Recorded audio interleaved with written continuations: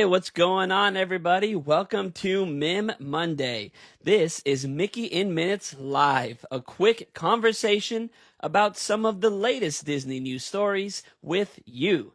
I'm your host, Nick Lazaga, and on today's show, Muppets are coming back. Epcot Flower and Garden Festival concert lineup, and so much more. Thanks so much for joining me. I see a handful of you already hanging out in the chat. What's going on, my friends? Thanks so much for hanging out. So be sure to leave your comments or questions down below to be a part of the conversation. If you're listening to this playback on Apple Podcasts, Spotify, or watching it on YouTube, be sure to leave your thoughts in the comments as well, and I hope that you too can join me on Instagram Live next Monday at 8:30 p.m. Central Time. So, what's going on, guys? I'm so excited to be here today. Anybody else been snowed in this whole weekend? I know I live here in Texas, so having snow on my rooftop is kind of a not common experience, right? It's not something that happens very often here. Every once in a while, it'll happen. I know everybody in the whole country remembers the time when the Texas power grid went down because of a snowstorm, but it didn't happen this time. We were good this time. But yeah, it's been cold, and today obviously is Monday because it's MiM Monday, and as a teacher, I didn't have to go to work today because they closed the schools. So, lucky me, didn't have to go to work today. My wife, however, who works from home sometimes, had to work from home today. So I guess I'm just lucky. Oh, let's see down in the chat. We're snowed in North Carolina. Went to work today at the hospital, but school is still out. Well, I hope that you drove safely and that everything is still okay over there. But I'm glad that the schools were out for the kiddos. Hey, what's going on? Thanks so much for hanging out. This is MiM Monday. We got a lot to talk about, guys. So let's jump right in. Flower and Garden Festival news was announced, and there's a lot of the same stuff returning. If you've ever been to a Flower and Garden Festival, you kind of know what to expect by now. But on January 21st, Disney Parks blog announced all these really great details. So Flower and Garden Festival is one of the 4 festivals, I think, right? There's 4 festivals at Epcot. Flower and Garden, Food and Wine Festival, Festival of the Holidays, and the one that's currently going on, Epcot International Festival of the Arts. So festival or International Flower and Garden Festival, that is from March 4th to June 1st, 2026. And it celebrates, just that, gardens, and it has all these really cool things. Topiaries and all that stuff. And a bunch of that stuff is returning. So let's talk about what is coming back. Spike's Pollination Exploration, where you follow Spike the Bee across Epcot's blooming gardens in a charming scavenger hunt adventure. Those aren't my words. Those are Disney Parks blog's words. But yeah, charming. Charming is a good adjective, I'd say. Let's see. Can't wait. Bringing all my kids to Flower and Garden in 6 weeks. That's so exciting. I love Flower and Garden Festival. One of the things I really love about Flower and Garden Festival is the concert series, which we're going to get to in just a second.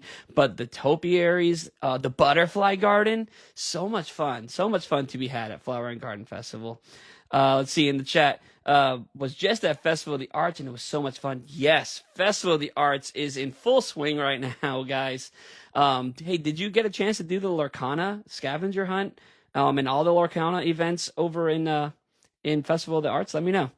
So other things returning for Flower and Garden Festival, the Extravaganza Scavenger Hunt. This is described as a springtime favorite. Search for character-themed eggs throughout World Showcase during this limited time experience. So this is really cute. For Easter, they have these eggs that are painted to look like Disney characters, and they're hidden. If you're not watching the video version, I just did air quotes because, they're pretty easy to find. This is, really for children to enjoy. I'm pretty sure for both of these, the Spikes event and the Extravaganza, that you get some sort of prize for completing them. Correct me if I'm wrong. Let me know down in the in the comments if you've done this before, because I've been to Flower and Garden Festival a couple times, but I haven't done the Spikes Pollination Exploration or the Extravaganza Scavenger Hunt. But I'm pretty sure the egg one, you get like stickers and you put them on a map with the correct location, and you turn in the sticker pack, and then you get a little prize, right? Kind of like the Christmas tree walk that they have over at what's it called? Disney Springs. My goodness.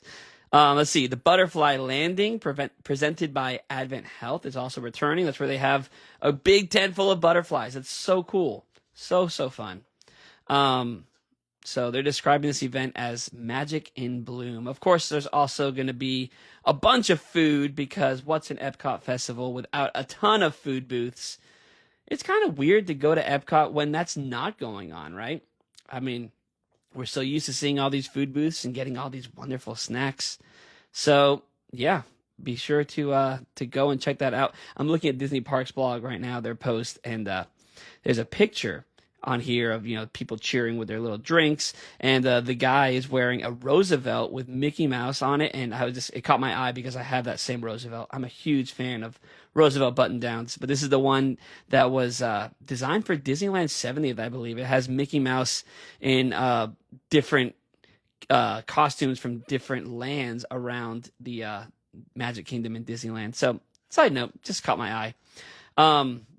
But the big thing, guys, for me anyways, one of the biggest things is the Garden Rocks concert series. So every night, or just about every night throughout this festival, they have concerts, and a lot of them are really big names. So like actual like bands and artists that you probably have heard of. Some of them, maybe your parents have heard of them, or your grandparents maybe have heard of them, but let's go through the lineup here, and let's see. Let's play. How many have you heard of here on Mickey in Minutes? Let me know. How many of these artists have you heard of?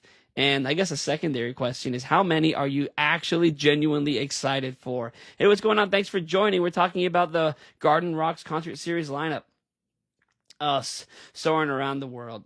She says she's gonna miss Simple Plan by one day. All right, so yeah, Simple Plan is on here. I saw Simple Plan at Flower and Garden a couple years ago now, and they're amazing. I was like jumping around, like my magic band flew off my arm. I wasn't, not moshing or anything like that, just jumping up and down, and the cast member just looked at me like, "What are you doing?" But it was all in fun. So let's see. I'm not going to say the dates. You can look at the dates on DisneyParksBlog.com. Let's just go through the artists. So the music of ABBA, that's cool. And then Simple Plan, like we were just talking about, amazing pop punk band. I've been listening to them since I was a kid, I guess.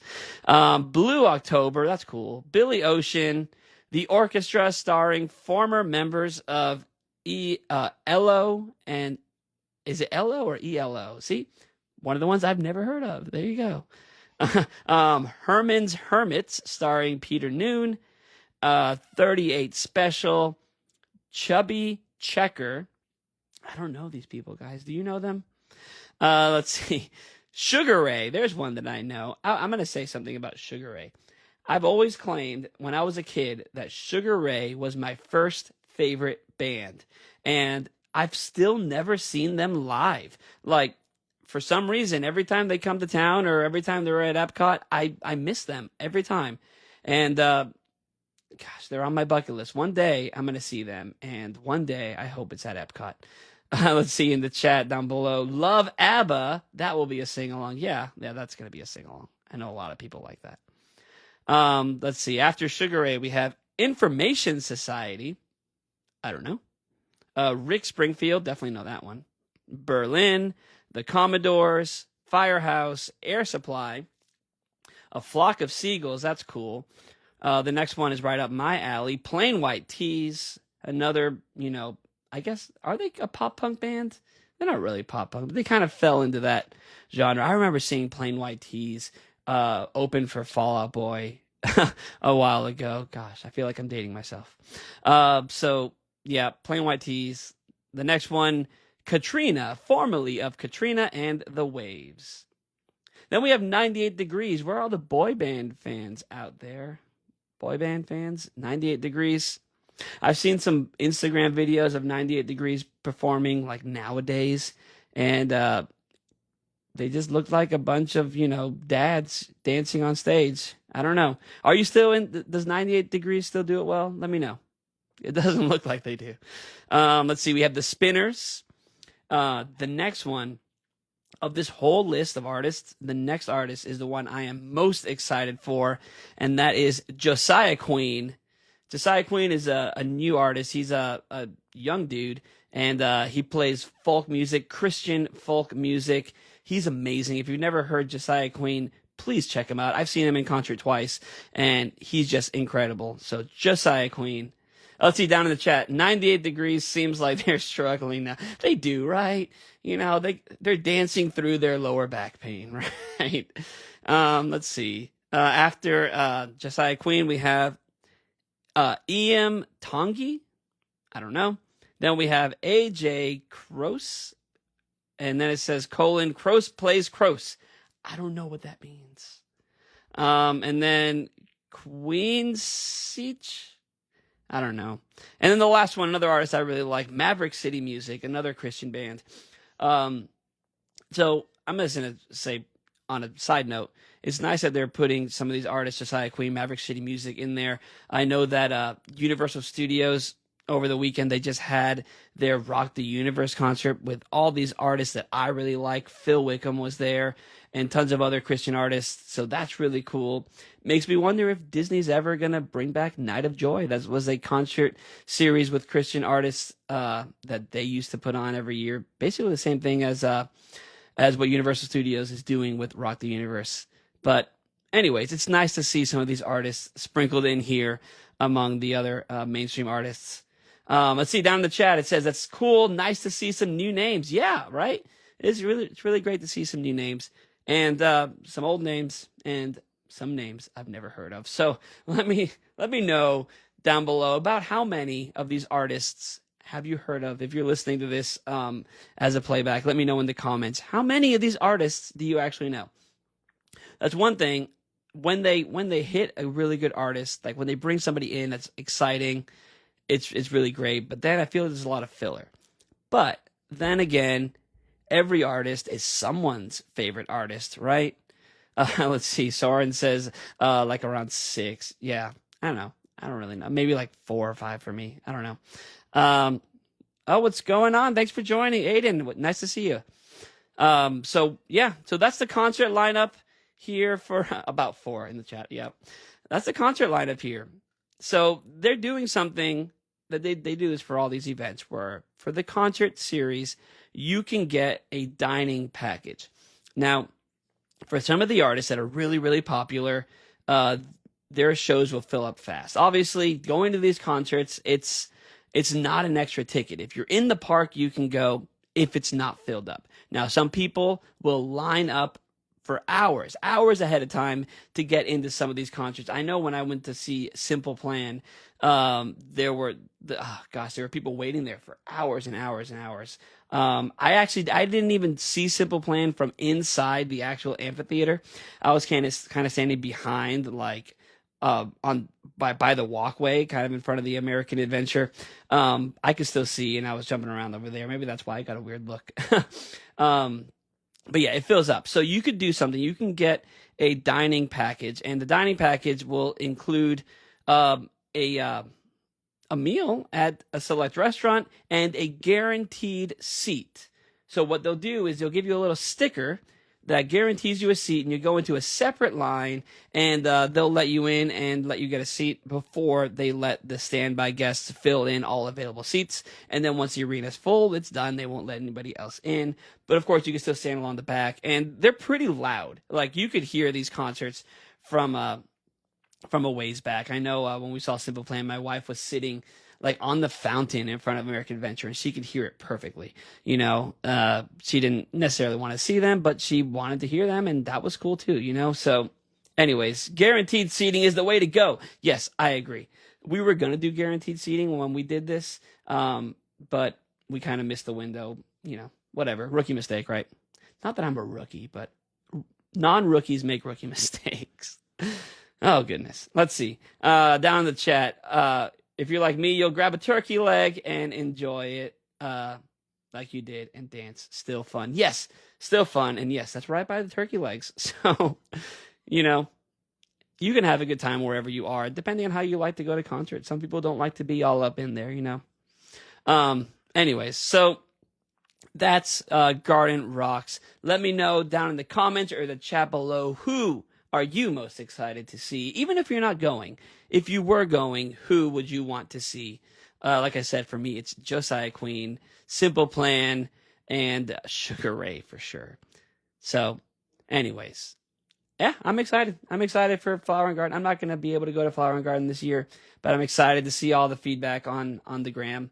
I will tell you, a little weird for me to not actually have any upcoming trips to Walt Disney World or Disneyland planned. However, we are super excited because this summer we're going to go to Hawaii and we're spending a couple nights at Aulani. So, that's going to help me get my Disney fix this summer. And it's something I've never done before.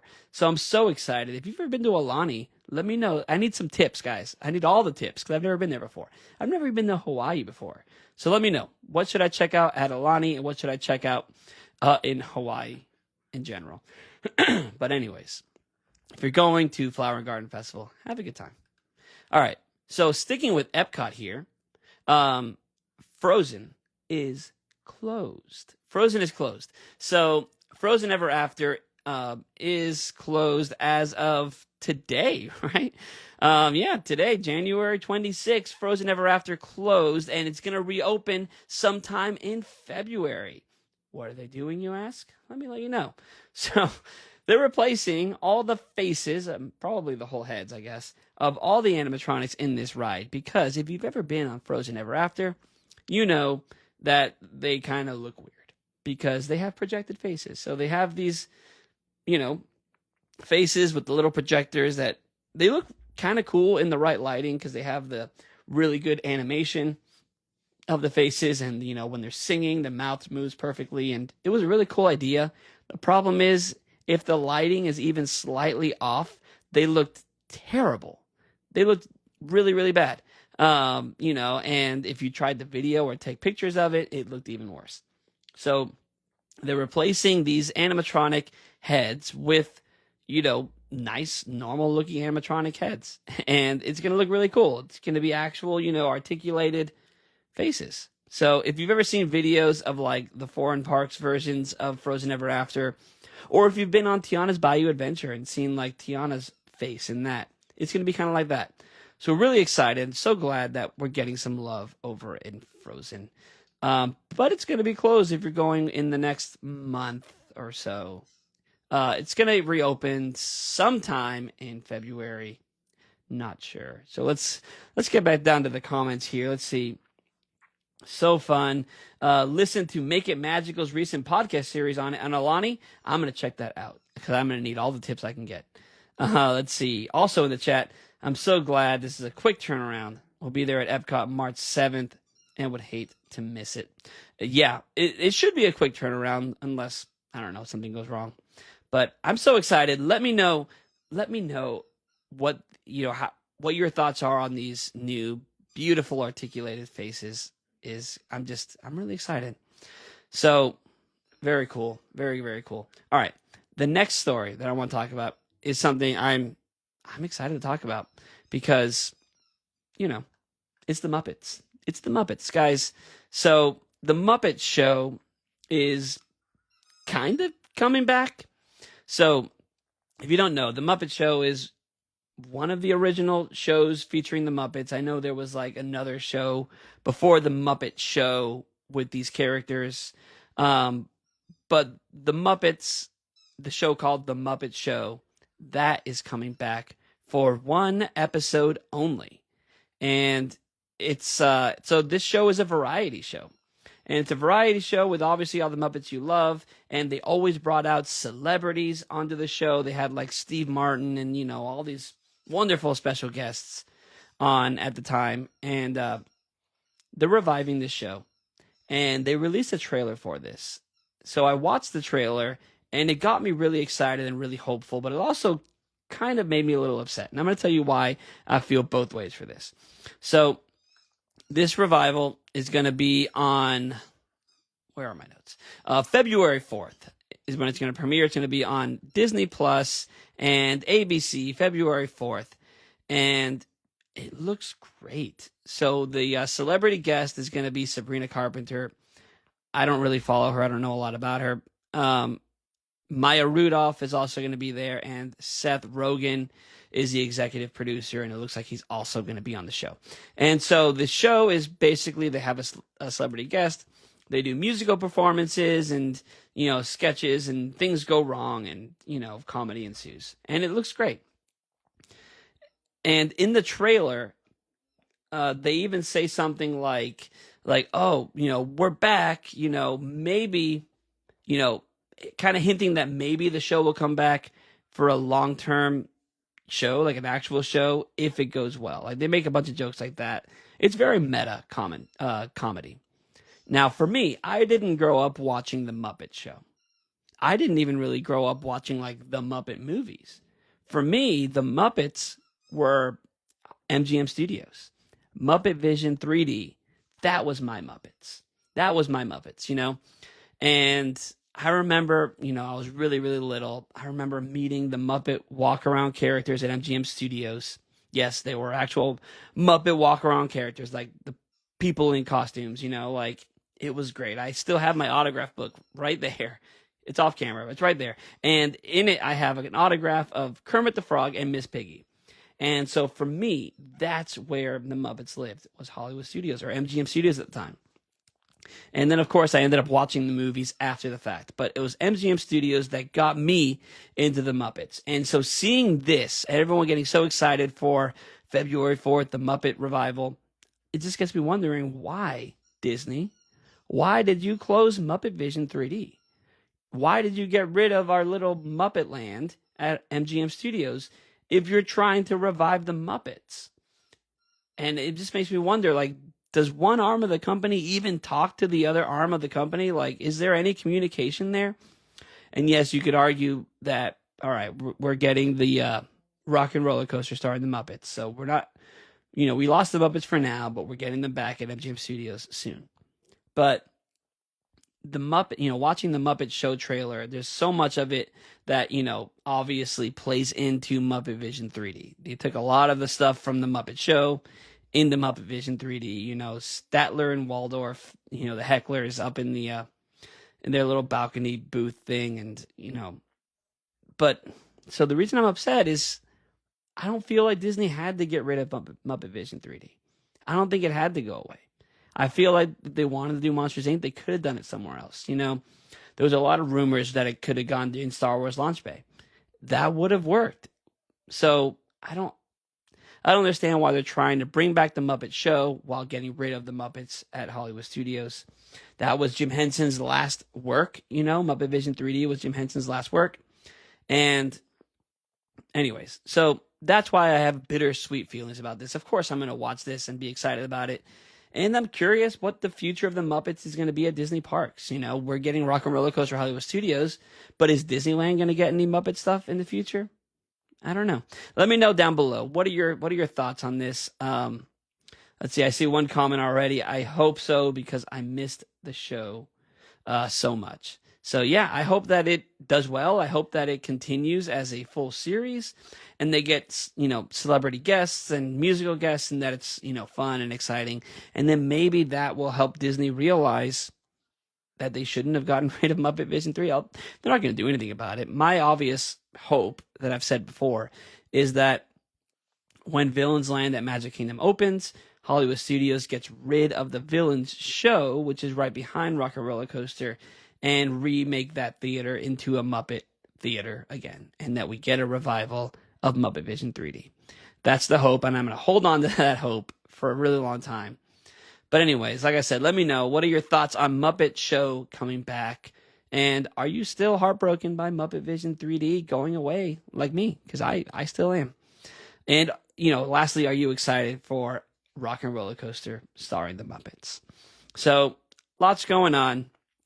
I don't know, lots of Muppets going on, but I was excited to talk about this because I did see the trailer, and it did make me happy. I smiled the whole way through the trailer. I laughed at the trailer, and then the trailer ended, and I just thought, why? Why did we lose Muppet Vision 3D? So, anyways, moving on. A couple other stories to talk about here. Let's talk about Disney Sweethearts Night. That is going on right now. Let's see, we've had about 2 days of it happen already. The dates are January 22nd and 25th. Those already passed. And then January 27th, February 3rd, February 5th, February 8th, February 10th, February 12th, and February 17th. It's weird that they don't have one on February 14th, which is actual Valentine's Day, right?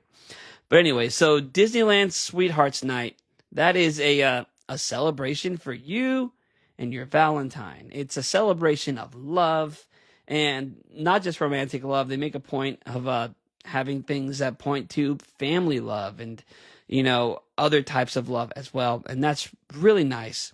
So let's talk about Sweethearts Night, because a couple of things have premiered there that I've seen that make me excited and make me wonder if they could do more stuff like this. So what I'm referring to is, let's see, what is it called? Oh, in the chat down below, it says we're also missing this by 1 day because we'll be at Disneyland on February 12th or 26th, not until late on the 12th for the last night. Oh, that's too bad you're going to miss it. There was a lot of good food here, a lot of cool stuff happening here. But so there's a couple things that I think are really cool. New for 2026, they had the Celebrate Love Cavalcade, which looks fantastic. And then what I saw online is Once Upon a Dream, a musical journey through the Disney songbook. So I want to talk about that for a second. So set up on a temporary stage, I guess, in front of Sleeping Beauty Castle. They have 4 singers come up there, and they're really good, right? Again, channeling my inner Demi Lovato. They're really good. That's for all you fellow millennials out there. But anyways, so the singers are really good, and they're singing. They're kind of talking about Disney classic love songs and singing several of these love songs. Like they said, it's a journey through the musical songbook. So that alone is really great. Having them set up in front of the castle, there's really pretty lighting, and they sound great singing these songs. And that's where, they kind of mention like, oh, there's the love between sisters, like Anna and Elsa. And, there's the family love, like in Encanto, and then every once in a while they'll sing one of the songs. But a couple really cool things happen. One of them is Aurora. Princess Aurora comes out and she actually sings Once Upon a Dream. So it's not super often in Disney parks anymore that you see character performers actually singing, actually performing, hate to break the illusion or the magic for anybody, so earmuffs. But typically there's a lot of backing tracks, and actors will lip sync. But this lady was singing in the video that I saw anyways, or at least it looked like she did. She had a microphone on her face and everything, and she sounded really good. And then they would sing some other songs, and other characters would come out. So like Flynn and Rapunzel, Aladdin and Jasmine, they'd come out and they'd dance and sway, and it was just such a beautiful thing. And it made me think like, why don't we have more stuff like this all the time? Why don't we have characters out performing and live singing, real live singing? And I know it kind of comes down to, unfortunately, money and paying these performers, and then also it kind of comes down to keeping things special for these hard ticket events. Because Sweethearts Night, this is an after hours event. You got to pay an extra ticket to get in there. And they have to save some stuff for that. But then it kind of makes me feel like this is Disneyland. This is the place where magic lives, in my heart. And we need more magic moments on a regular basis, right? We need Aurora to come out and start singing in front of her castle. Like, where is this on a more regular basis? So, I know like Mickey's Friendship Fair over the Magic Kingdom, we have characters and stuff. That's a lot of, tracks and stuff. But I need more of this in Disneyland. Disneyland has always been the live entertainment park. And then recently, a lot of this entertainment live performers has been cut, due to budgeting or whatever the case may be, disagreements with contracts and all that. awful real world stuff that kind of invades the magic of Disneyland. And, it was just nice to see that, to see live performers. Let's see, down in the chat, live singing shows are a huge piece of my love for entertainment at the parks. I agree with that. Beauty and the Beast at Hollywood Studios, yes, beautiful. And the old Hunchback show, oh my goodness, I'm glad that you mentioned the Hunchback show. Gosh, we must be around the same age, because I grew up watching the Hunchback show. It was one of my favorite things at MGM Studios. I remember sitting like front row, like as close as you could possibly get, and Quasimodo like running in front of me, and like, oh my gosh, like that show is seared in my brain. But yeah, these amazing performances, these amazing live shows. I see down in the chat, I feel like we had more at Disneyland pre-COVID. Yeah, I agree. Pre-COVID, COVID changed a lot of things. Let's see, Soren. I'm older than you, but anyways, close. COVID changed a lot of things, and I feel like, one of the things that went away is the live entertainment. Just making sure that. Let's see. Yeah, you said 1993. I was waiting, seeing if maybe you said 83. You did not. You said 93. So yeah, I'm older than you. But we have, we're still millennials, right? Still millennials. Millennials stand together. Yeah, COVID killed a lot of things at Disney parks. Live entertainment is one of those things, and Disney still hasn't quite recovered from it. But it's nice to see these kind of shows, even if they're for special events, start coming back. But maybe if people see these things and repost these things and talk about and like these things, Disney will see that and bring more back on a regular basis. But anyways, there's a bunch of more things happening at this event at Disneyland Sweethearts Night. So if you go, check it out. There's a lot of great things. You can dress dapper to it and just have it make it be like your date night. You could dance with Donald Duck and Daisy for a Valentine's party at Tomorrowland Terrace. You could even take pictures with some backdrops from Aristocats, Tangled, Aladdin, Lady and the Tramp, and more. All right, weird question about this. When you read this list, which one of these is not like the other, right? You have romantic scenes in Lady and the Tramp. You have romance in Aladdin. You have romance in Tangled. Am I forgetting? What's the romantic backdrop for the Aristocats? Is there a romantic scene in there that I'm forgetting? I don't know. I haven't seen that movie in a long time, but that one just stands out as being different for those. But anyway, so these backdrops are really cool. You like step into them. They're like big like frames. There's a front layer, and then you stand, and there's a back layer. They're really cool. They bring these kind of events out for all these kind of photo ops for all these events. Let's see in the chat. I'm going to the 70 years of favorites in March. I'll report back. Yes, let me know. That sounds so cool. If I was looking at the list, and the 70th one is the one that most intrigued me, besides Sweethearts Night and, of course, Star Wars. I guess between the cats. Yeah, is there a romantic scene between the cats? Like one that's so iconic that you want to take a picture in front of for Valentine's Day? Does anybody think, oh, Valentine's Day, let's go watch the Aristocats? I don't know. So another thing that happened really quick at Sweethearts Night that I think is pretty cool is that Charlotte LaBeouf, a.k.a. Lottie from The Princess and the Frog, made her first appearance at Disneyland. So I've seen some videos of this. This performer playing Lottie is spot on.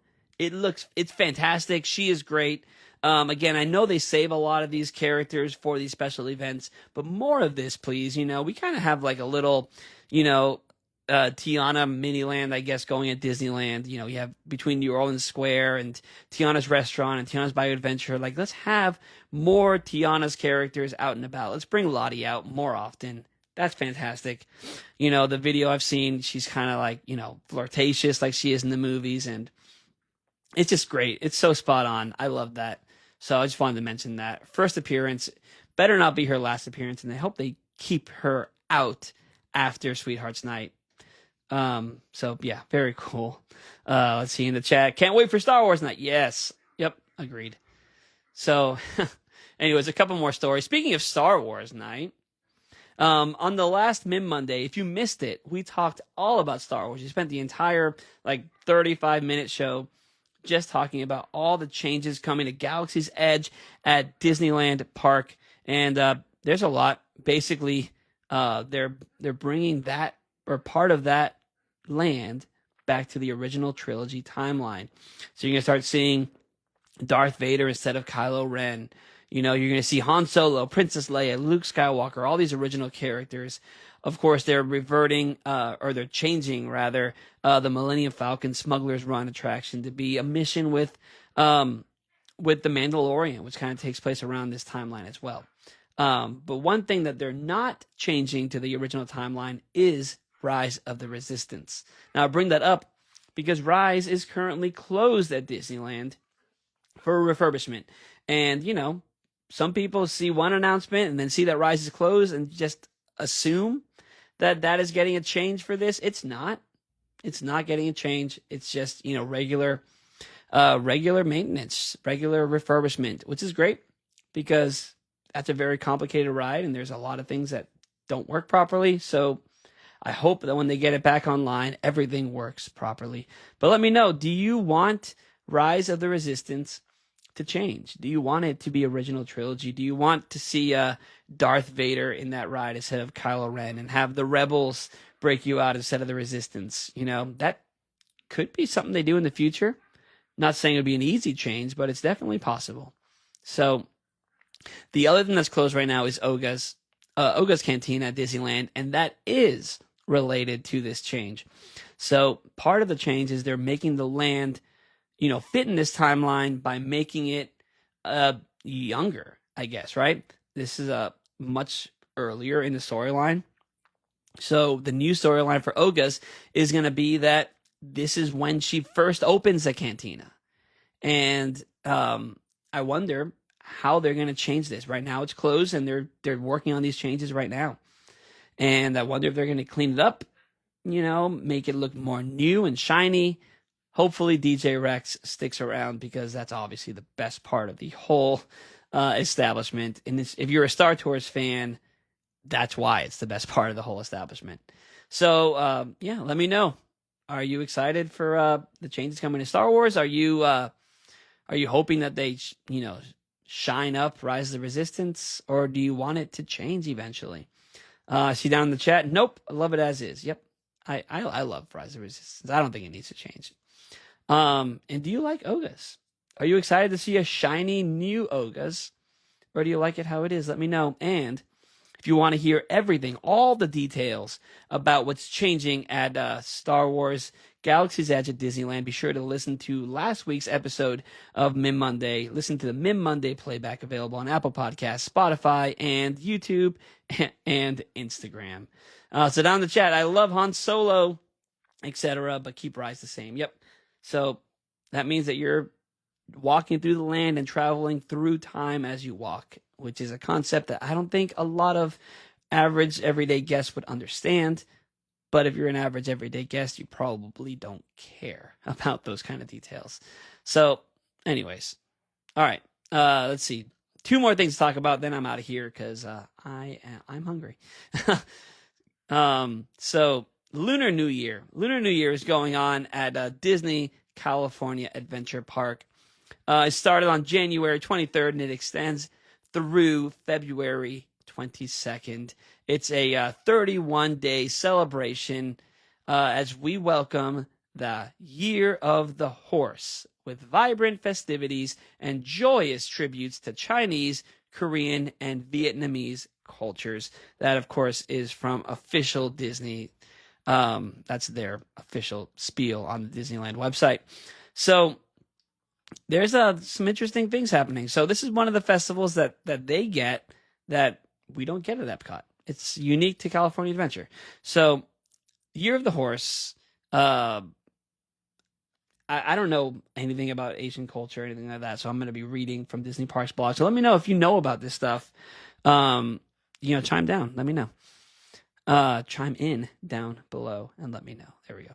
So, celebrating the Year of the Horse, it's a multicultural celebration filled with good wishes for health, luck, and prosperity. So, Mulan's Lunar New Year procession, that's going to be happening. Hurry Home, a Lunar New Year celebration pre-show before World of Color Happiness. I like World of Color, not a big fan of World of Color Happiness. And if this pre-show is replacing the Muppets pre-show at World of Color, then that's a shame, because the Muppet pre-show was the best thing about World of Color Happiness. But anyways, Hurry Home, a Lunar New Year celebration pre-show. If you've been to California Adventure during this and saw World of Color, let me know. Is the Muppet pre-show still there, or did this replace it? I'll see it down in the chat. I just went to Lunar New Year this weekend, and it was beautiful. Did you see World of Color? Did they get rid of the Muppet part? That's what I want to know. Let's see, lots of merchandise and dazzling decor, and of course, food. Food. Because it wouldn't be a Disney celebration without food. So, see, down in the chat, didn't see World of Color. Okay. Let me know in the comments, anybody, did they get rid of the Muppets pre-show? I'm curious. So, I'm not going to read all the food items, but there's a lot, obviously, Asian-inspired cuisine, and it looks pretty good. Let's see, five spice popcorn chicken, that looks good. There's one thing I saw. So I love Fresh Baked. I don't know if you on YouTube, if you guys watch Fresh Baked, he's like the ultimate Disneyland guy, best of the best over there in California. And I was watching his him go around and eat all the food at Lunar New Year, and he ate one thing that my wife and I were both like, that looks really good, and it was the garlic noodles over at the Longevity Noodle Company. And oh my goodness, I love noodles so much. Obviously, my favorite thing at Ohana is noodles. So if you have a plate of noodles, I'm going to eat the noodles. But I love zesty garlic butter and Parmesan. Yes, please. That sounds fantastic. Let's see, they also have some noodles with short rib at that same place.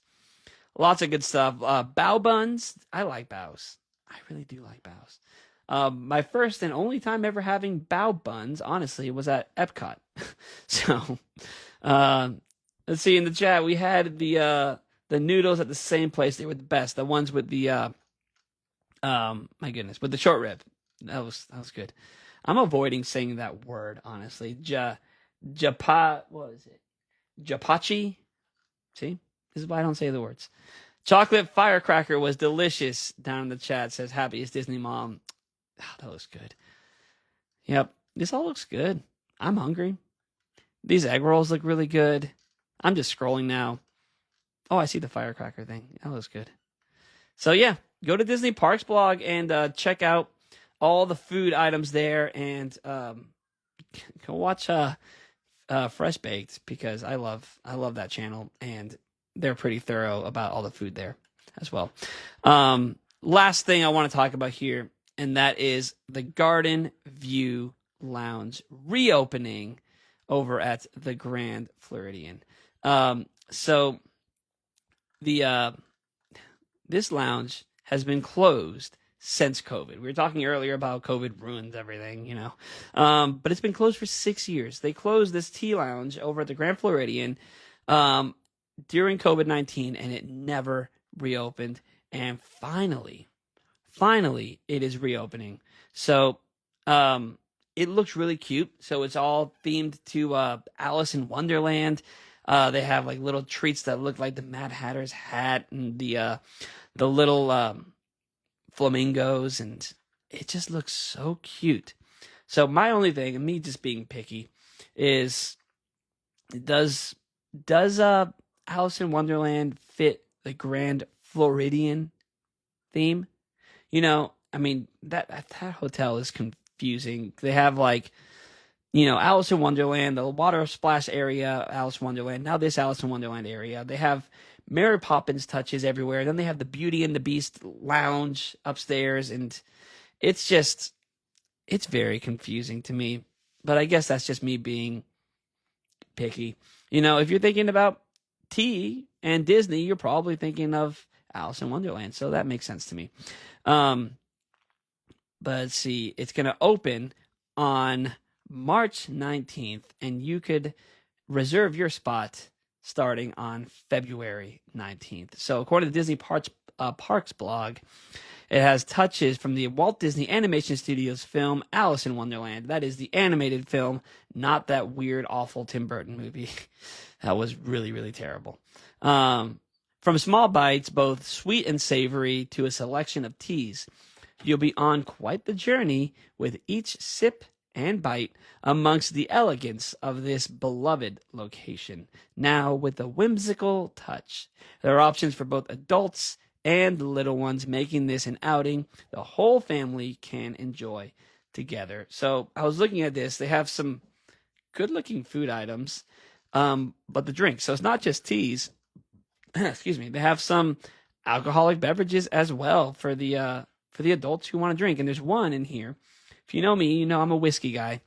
They have a drink called the Mint Tulip, featuring Old Forester 1870 original batch Kentucky straight whiskey and Twinings tea, Twinings refresher peach mango tea. That sounds good to me. I've never had tea with my whiskey before, so I don't know. I'm willing to try that. If you're into teas, if you're into this fancy, tea party stuff, and if you're just a fan of the Grand Floridian, get excited, because this is finally coming back. Since COVID, 6 years, right? That's crazy. It's also crazy that it's been that long since COVID, right? That's weird. But anyways, so that's exciting. Garden View Lounge opening March 19th. Reservations starting February 19th.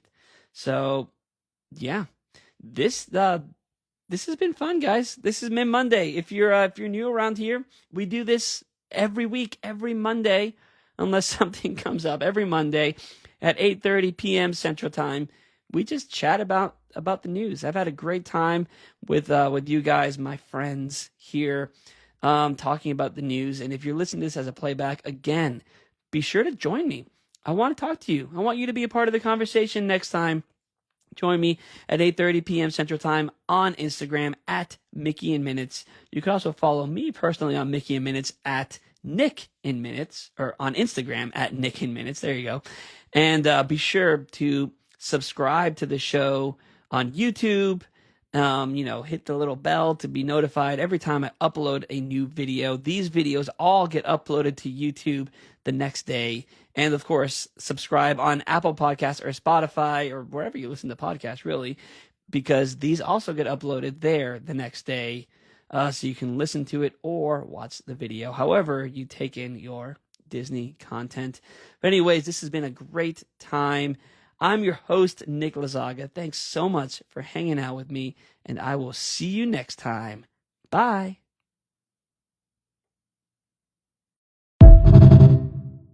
Hey, what's going on, everybody?